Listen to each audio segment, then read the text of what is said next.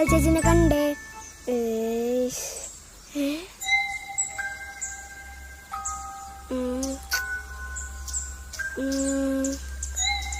ലച്ചു ചേച്ചി ഇവിടെ ഉണ്ടായിരുന്നല്ലോ. വാ നോക്കാം. ഞാൻ അപ്പഴേ പറഞ്ഞ ഇവിടെ ഒന്നും കളിക്കാൻ വരണ്ടെന്ന്. ആ ഓളെ അമ്മ അറിഞ്ഞു കഴിഞ്ഞാൽ നല്ല കിട്ടും. ആ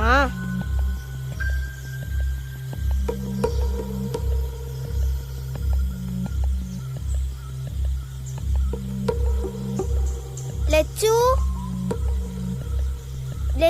എവിടെയാ? ലച്ചു ചേച്ചി ഓള് കണ്ട്. ലച്ചു എവിടെയാ? വാ പോരെ വാ ചേച്ചി.